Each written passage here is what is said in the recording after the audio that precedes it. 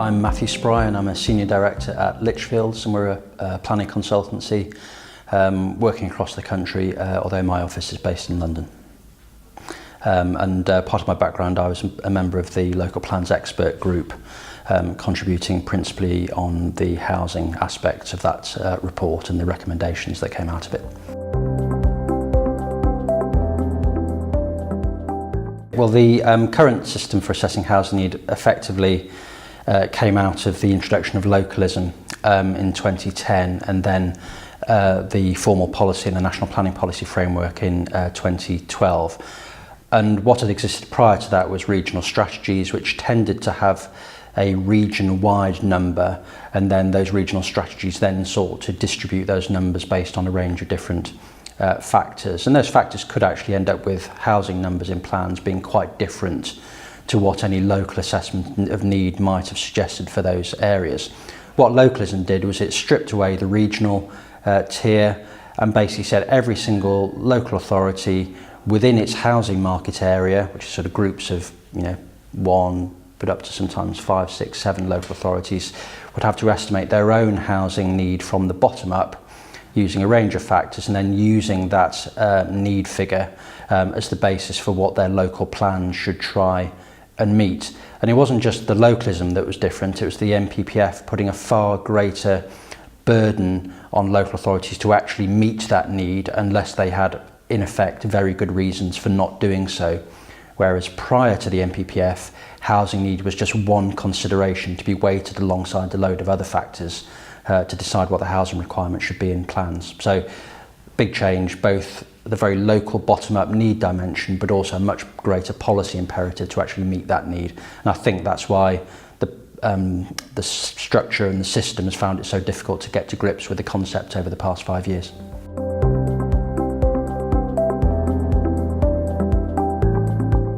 What the current approach is in the planning practice guidance is a series of steps. Begins with the household projections, explores the potential sensitivities to those projections, so looking at different migration assumptions, different household formation rates. It then looks at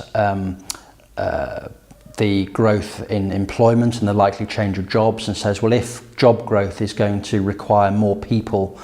to occupy those jobs than the household projections suggest, then potentially make an increase in the housing figure to align jobs with housing. And then market signals. In other words, if there are particular problems with affordability, to consider making an increase to effectively provide sort of extra houses to bring prices down. And then finally to look at affordable housing need, and then again to think about if you need to provide more housing in order to increase affordable housing supply at a percentage of the total supply given based on what most Section 106 agreements provide for in that area, then again to consider another uplift. All of that sounds perfectly sensible, except that there's no guidance on precisely how all of those different adjustments should be met. So at every one of those stages, demographics, employment, market signals, affordable housing need,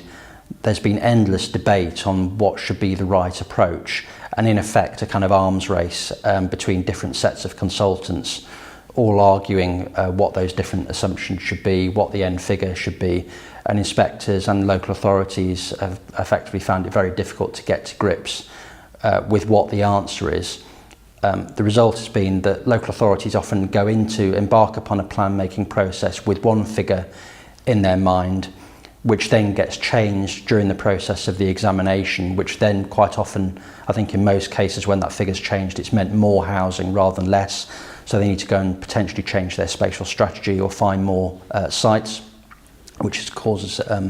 disruption, and I think a lot of residents have sort of lost confidence in the plan making process as a result of that. But it also means the process takes far more time. So before the NPPF came out, it used to take about 9 months on average for a local plan to go through the examination. Now on average it takes twice as long. So that's obviously causing difficulties, and 5 years on from the NPPF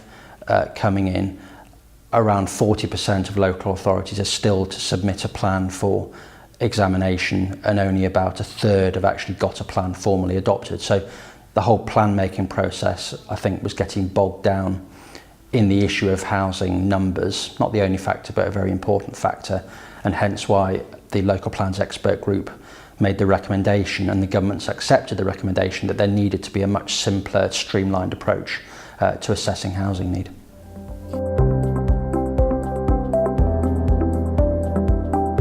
Well, the government's proposed a dramatically streamlined approach, which effectively simply says take the official household projections, so those are the official projections produced by the Office for National Statistics and CLG, take that figure, don't challenge it, but then look at the affordability of the area in terms of median house prices to median incomes. And if that house price to income ratio is above 4, then make progressively greater increases to the projections figure in response to the scale of affordability, and with a cap effectively of uplifts up to 40% higher than that figure in the that's arrived at from the projections, and that's in effect it. So removed from housing need is effectively any debate about what those projections should be and whether they're accurate or not. Removed from the debate is what scale of uplift you should apply in response to market signals. That's effectively a fixed series of increments. Removed totally in terms of need is the issue of employment growth, and also removed totally is the issue of affordable housing need. Now, those two factors removed may be something that local authorities and others can consider in looking at alternative ways of assessing need, but the clear expectation from government is that that standard methodology is the one that will be relevant and used in most authorities across the country. Hopefully in most cases we will actually just remove what I think most people, including frankly those who do these assessments, regard as something that's deeply tedious and boring. So hopefully we will get away from that debate in most places. It doesn't remove the need for debate that we ought to have doing plan making on things like spatial strategy, on where the houses should go, what type of houses, and potentially how ambitious plans should be in pursuing growth. And you can't sort of get rid of those issues by way of a formula, and you shouldn't do, because planning in that respect is an art rather than a science. So I think one of the key benefits is we move all the kind of intellectual energy that used to go into debating housing numbers into what we might call proper planning, and I think that's a positive. There will, however, be some areas where potentially for good reason people might say, well, actually the projections aren't quite right in my area. There are statistical anomalies which can be worth exploring, and there'll be lots of other areas, and particularly in the northern half of the country, but also areas like Oxfordshire and parts of Berkshire, for example, where the new methodology generates lower figures than was coming out of existing strategic housing market assessments. And there will be, and should be, in my view, legitimate questions about whether those areas should pursue a higher housing target than is coming out of the standard methodology. One way to do that might be for those areas to look at an alternative methodology for assessing need, and the government's consultation paper opens the gate for that kind of exercise. But it might also mean that some local authorities say, well, whatever our assessment of need, there is a so-called policy on justification for adopting a higher figure and justifying it on that basis. So there will certainly still be, and should be in my view, debates on those kind of matters, but hopefully it can be a more sort of transparent debate focused on where it really matters, and frankly a much smaller proportion of local authorities than what it is at the moment, where effectively virtually every local plan goes through this sort of long drawn out process of sort of testing a number at every stage. There's other aspects within the government's consultation which I think do need to be considered quite carefully. One is around the statements of common ground and the duty to cooperate, which I think there are some very sensible proposals on that, which I think in our view codify what most sort of good authorities were doing anyway with memoranda of understanding, which in other words trying to agree within 12 months how local authorities within a housing market area are going to divvy up their housing numbers and then have their local plans sort of work with the numbers that have been agreed. So I think there are some quite sensible proposals there. I think there are some question marks though about how housing market areas talk to each other.